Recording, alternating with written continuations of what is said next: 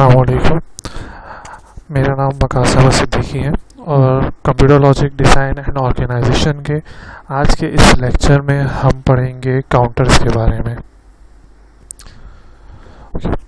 आज का जो टॉपिक काउंटर है, इसके अंदर हम देखेंगे काउंटर क्या चीज़ होती है, बाइनरी काउंटर्स कौन से होते हैं, 4 बिट ट्रिपल काउंटर क्या है, BCD काउंटर्स के बारे में, up down counter, ring counter, Johnson counters, कौन कौन सी चीज़ें हैं। काउंटर्स हमारे पास मोर और लेस सेम वैसे ही होता है जैसे हमारे पास रजिस्टर्स होते हैं। जस्ट फ़र्क ये होता है रजिस्टर्स के अंदर कि रजिस्टर हमारी चीज़ों को जस्ट सेव कर रहा होता है, जबकि काउंटर और टाइमर ये नाम से जाने जाते हैं अपने। जैसे काउंटर का काम हमारे पास काउंट करना है। रियल लाइफ के अंदर हम अगर इसके एग्जांपल की बात करें तो ये चीज़ हमारे पास स्टॉप वॉच वगैरह भी हो सकती है। हमारे पास काउंटिंग वॉच जो आती है किसी चीज़ को काउंट करने के लिए, वो भी हो सकती है। कोई और दूसरी चीज़ जहाँ पे काउंटिंग का काम चल रहा हो, जैसे अक्सर जगहों पे पैसे गिनने की मशीन रखी होती है या इस तरह की और दूसरी चीज़ें जो काउंट कर रही हैं किसी भी चीज़ को, वो इन काउंटर्स अगर वो थ्रू प्रोग्राम या थ्रू डिज़ाइन काम किया हुआ है कंप्यूटर के थ्रू, तो वो इन काउंटर्स से बनाई जा सकती हैं। काउंटर बेसिकली एक डिवाइस है जिसके अंदर हम इनपुट्स दे रहे हैं, कुछ क्लॉक या विदाउट क्लॉक के लिहाज से वो अपनी वर्किंग परफॉर्म कर रहे होते हैं। काउंटर्स बेसिकली रजिस्टर्स होते हैं जो कि किसी भी स्टेट को या किसी भी एप्लीकेशन की इनपुट को, पल्सेस को काउंट कर रहे होते हैं विद रिस्पेक्ट कि कितना उनको काउंटिंग कहाँ तक जानी है, टूवर्ड्स हाई साइड और टूवर्ड्स लो साइड। हाई साइड से मुराद ये है कि 0 से ऊपर तक या किसी मैक्सिमम पॉइंट से वापस 0 तक काउंट करना है उन्हें।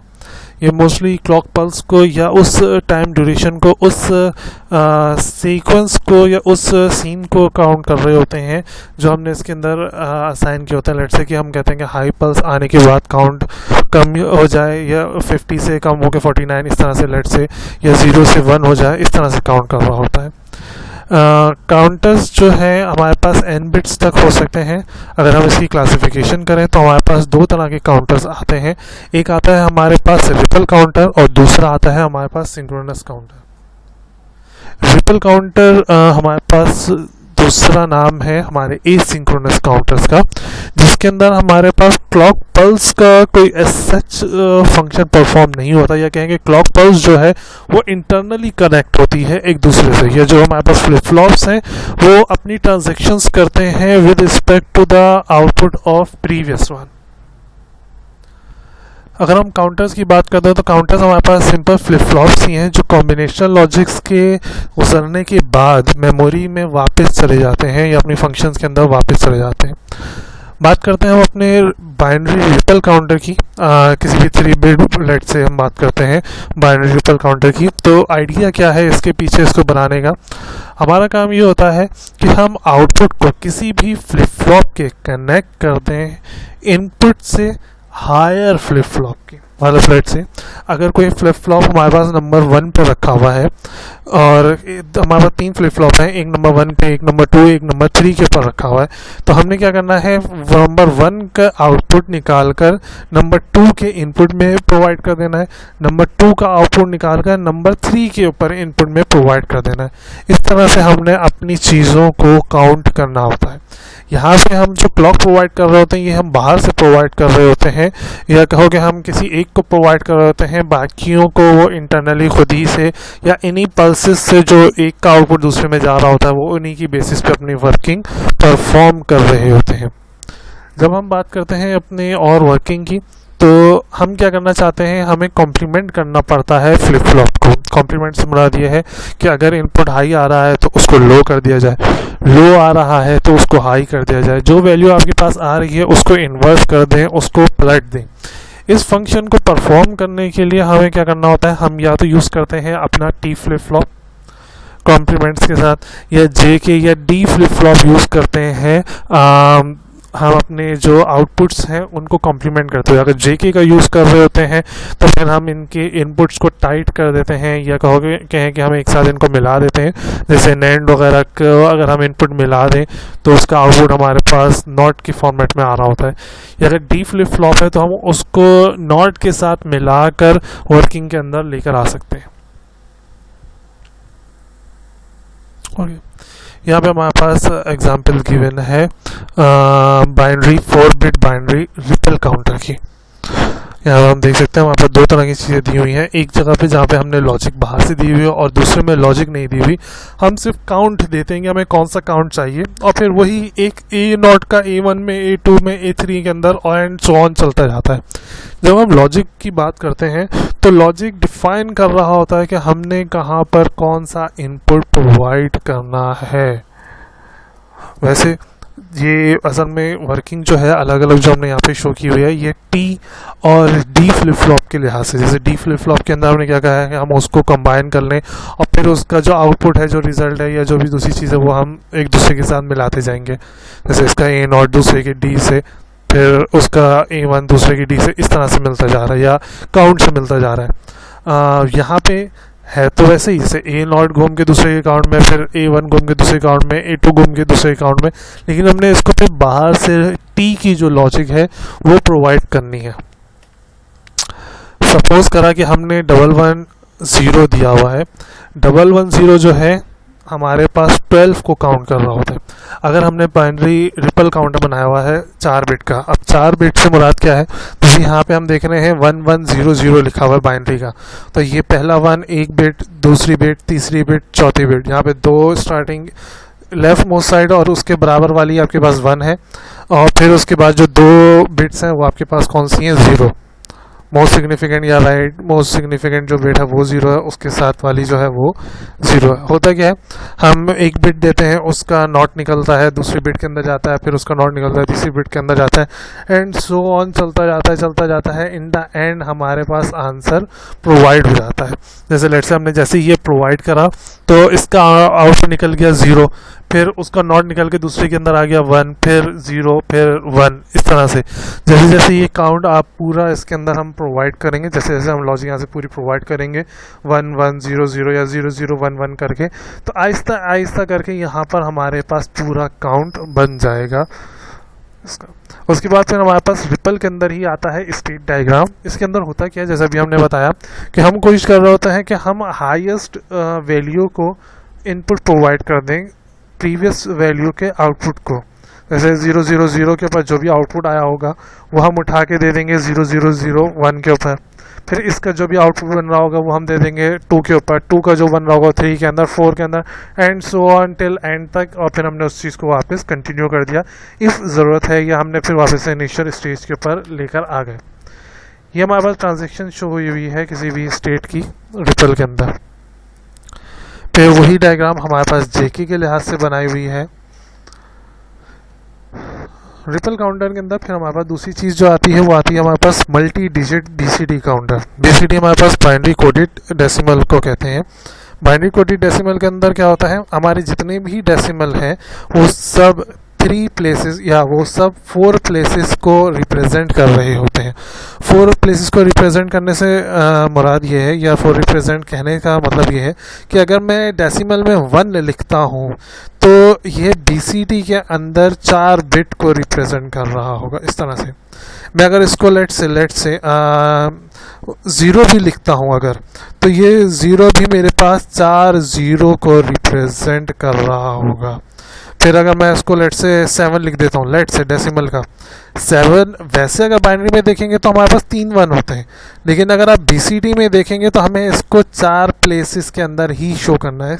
ये 0 लिखना ज़रूरी होता है, बीसीडी के अंदर 4 प्लेसेस शो करना ज़रूरी है। इसलिए आप देखें आउटपुट के अंदर क्या है, 4 प्लेसेस शो हो रही हैं, A0 A1 A2 A3 सब के अंदर। और जब हम बात करते हैं मल्टी डिजिट की, तो मल्टी डिजिट से मुराद ये है कि हम एक से ज़्यादा बीसीडी एक साथ प्रोवाइड कर रहे हैं। जैसे लेट से 13 प्रोवाइड कर दिया तो 4 बिट्स इसकी आ जाएंगी मेरे पास, लेट से इस तरह से 0 0 0 1, और इस 3 की 4 बिट आ जाएंगी मेरे पास 0 0 1 1 करके एंड सो ऑन। फिर हमारे पास वैल्यूज़ चलती जाएंगी इस तरह से। और मल्टी डिजिट के अंदर यहाँ पे जो हम दिखा रहे हैं, हम 3 डिजिट्स का आउटपुट एक साथ जनरेट कर रहे हैं, लेकिन इसके अंदर भी ऐसे होता है कि एक का जो हाईएस्ट आउटपुट है वो दूसरे का काउंट के अंदर चल जाता है, फिर इसका हाईएस्ट आउटपुट दूसरे के काउंट के अंदर जा रहा है।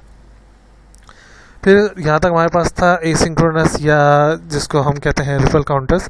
इसके बाद फिर हमारे पास आता है सिंक्रोनस काउंटर। सिंक्रोनस काउंटर के अंदर हमारे पास क्लॉक कॉमन होती है सबकी। यहाँ पे हम किसी भी प्रीवियस के आउटपुट को नहीं देख रहे होते। यहाँ पे हमारे पास सबको एक साथ या एक जैसी कॉमन क्लॉक प्रोवाइड हो रही होती है। अगर t किसी एक के लिए 0 है तो वो बाकी सब के लिए 0 होगा, अगर वो किसी एक के लिए 1 है तो वो बाकी सब के लिए 1 होगा। इसका डिज़ाइनिंग प्रोसेस बहुत ज़्यादा सिंपल है। जैसे यहाँ पे 1 2 3 4 5 पॉइंट्स के अंदर बताया हुआ है। सबसे पहला पॉइंट है कि हमें यहाँ पे ज़रूरत नहीं है किसी भी सिक्वेंशियल सर्किट या प्रोसेस को फॉलो करने की। A0 जो है हमेशा कॉम्प्लीमेंट होगा, A1 जो है कॉम्प्लीमेंट होगा A0 का, A2 जो है कॉम्प्लीमेंट होगा A0 एंड A1 का। मतलब जो A0 होगा, जो भी कॉम्प्लीमेंटेड वैल्यू A0 की आ रही होगी हमारे पास, हम क्या करेंगे A1 को A0 का कॉम्प्लीमेंट कर देंगे, A2 को A1 का कॉम्प्लीमेंट कर देंगे। ये सब एक दूसरे के बैक टू बैक कॉम्प्लीमेंट बने हुए होंगे। अगर A0 की कोई वैल्यू आ रही होगी तो A1 की इसका कॉम्प्लीमेंट आ रहा होगा, A2 का कॉम्प्लीमेंट ये बन रहा होगा, A3 का कॉम्प्लीमेंट ये बन रहे होंगे इस तरह से। तो इसके बाद हमारे पास आता है यूनिवर्सल काउंटर, या जिसको हम अप डाउन बाइनरी काउंटर भी बोलते हैं। अप डाउन बाइनरी काउंटर या यूनिवर्सल काउंटर वो काउंटर होता है जो अप भी जा सकता है और डाउन भी जा सकता है। अभी जैसे अप और डाउन की बात करते हैं, अभी स्टार्टिंग में मैंने आपको बताया कि दो तरह के काउंटर हो सकते हैं। एक वो जो हायर पोजीशन से लो की तरफ, या लो से दूसरा जो है लो से हाई की तरफ जा रहा होता है। फॉर एग्जांपल अगर हाई से लो की बात करें, लेट्स से आपकी हाई वैल्यू 50 है तो वो 50 से कम होगा, 0 आ रहा है। अगर कोई काम 50 तक आपने परफॉर्म करना, आपने वहाँ पे लिख दिया 50, और जिस तरह से आप काम वर्किंग परफॉर्म करते जा रहे हैं आपका टास्क वहाँ पर ख़त्म होता जा रहा है, वहाँ पर आपका काउंट ख़त्म होता जा रहा है। लेट्स से कि आपको कोई 10 फाइल प्रोसेस करनी थी, अब वो 10 फाइल जैसे जैसे आप फाइल प्रोसेस करते जाएंगे आपका काउंट वहाँ से कम होता जाएगा। दूसरे एग्जाम्पल के तौर पर लेट्स से कि आपको कोई कोर्स कंप्लीट करने के लिए 12 लेक्चर देखने हैं, या 12 लेक्चर या 12 नोट्स को आपने गो थ्रू करना है। अब आपने लिख दिया 12। अब जिस तरह से अगर आपने एक स्लाइड या एक लेक्चर आपने कंप्लीट कर लिया तो वो काउंट कम होकर 12 से 11 आ जाएगा, फिर 10 9 8 7 इस तरह से सो ऑन। तो ये डाउन काउंटर कहला रहा होता है, जो ऊपर से नीचे की तरफ डाउन साइड्स की तरफ आ रहा होता है, डाउन वैल्यू की तरफ जा रहा होता है। अब के लिए क्या होता है, जैसे हम अक्सर बैंक्स वगैरह के अंदर देखते हैं हमारा काउंट बढ़ रहा होता है, साथ साथ जैसे जैसे कोई चीज़ आ रही है हम अपनी वैल्यू को बढ़ा रहे होते हैं। इसकी अप और डाउन काउंटर की मिक्स एग्जाम्पल या एक बेसिक एग्जाम्पल जो है हमारे पास पार्किंग लॉट की आ सकती है। एक पार्किंग लॉट है जिसके अंदर हमारे पास स्पेस है, लेट से 50 कार्स की। अब जैसे जैसे गाड़ियाँ अंदर आती जा रही हैं, हमने जैसे आज सुबह ओपन करा, अभी कोई कार अंदर पार्किंग में नहीं थी, जैसी पहली कार अंदर पार्किंग के अंदर गई वहाँ पे काउंट आ जाएगा 1, फिर 2 3 4 5 6। जिस तरह से कार अंदर एंटर होती जाएंगी हमारा काउंट अप होता जाएगा फ्रॉम 0 टू अपवर्ड। फिर जैसे जैसे कार वहाँ पे लेट से कार वहाँ से निकलना शुरू हुई, हमारा काउंट अभी 5 तक या 10 तक पहुँचा था। जैसे ही कार वापस बाहर निकलेगी वहाँ पार्किंग लॉट से, हमारा वो काउंट 10 से कम होकर 9 हो गया, 8 हो गया, या और इस तरह से 50 से कम होकर 49 48 हो गया। तो ये हमारे पास कहला रहा होता है डाउन काउंटर। तो वहाँ पे हमारे पास अप और डाउन दोनों काउंटर एक साथ चल रहे होते हैं। जैसे यहाँ पे एग्जाम्पल के तौर पे हमें बताया हुआ है कि अगर हमारे पास फॉर एग्जांपल 4 दिया हुआ है तो डाउन काउंटर में हमारी नेक्स्ट स्टेट क्या होगी 3।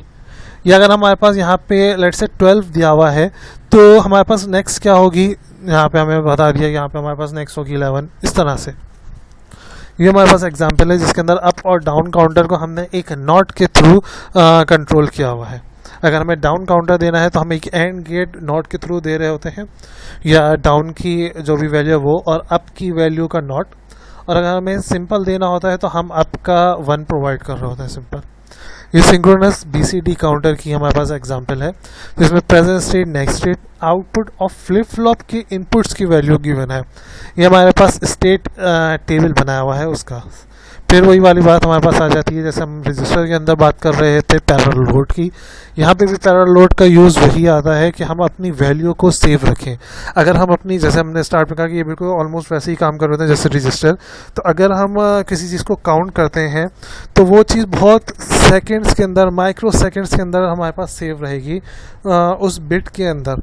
और जैसे ही वो टाइम या जैसे ही वो साइकिल जाएगा हमारी वो चीज़ वहाँ से क्लियर हो जाएगी, प्रोसेस हो के आउटपुट ख़त्म हो जाएगा डिस्प्ले प्रोसेस है। अगर हम चाहते हैं कि वो प्रोसेस वहाँ पर रहे, अगर वहाँ पे 3 है तो वहाँ पे 3 रहे अनटिल अनलेस कि हम ना चाहें या हम कोई वहाँ से स्टेट चेंज ना कर दें, तो उसके लिए हम वहाँ पे लोड का फंक्शन लगाते हैं, या जिसको आप सिलेक्टर भी कह सकते हो, कि वो सिलेक्ट कर रहा होता है कि कब तक वैल्यू रहनी है और कब वो वैल्यू चली जाएगी। अगर आपकी क्लॉक अगर आपने क्लियर 0 किया हुआ है, यहाँ पे हम देखते हैं अगर आपके पास क्लियर 1 है, लेट से क्लॉक हाई है, लोड 1 है तो लोड इनपुट होगा, अगर काउंट 1 है तो काउंट अप होगा, अगर दोनों चीज़ें 0 हैं तो नो चेंज चल रहा होगा आपके फंक्शन में। फिर उसके बाद हमारे पास कुछ और काउंटर्स आते हैं, जिसके अंदर हमारे पास एक आता है रिंग काउंटर और दूसरा आता है हमारे पास जॉनसन काउंटर। रिंग और जॉनसन काउंटर मोर और लेस सेम ही है, बस थोड़ा सा फंक्शन के अंदर डिफरेंट है।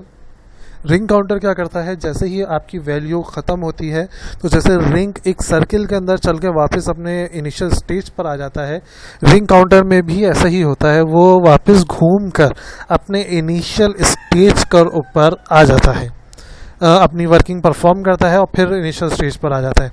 यहाँ पे हम कोई दूसरा फंक्शन एज सच परफॉर्म नहीं करते। जबकि जॉनसन के अंदर क्या होता है, जॉनसन के अंदर जब भी हम अपना आउटपुट जनरेट करते हैं तो वो इनिशियल स्टेज पे जाने से पहले अपनी वैल्यू को कॉम्प्लीमेंट कर देता है। इन दोनों के अंदर जो डिफरेंस है वो सिर्फ वैल्यू के कॉम्प्लीमेंट का है।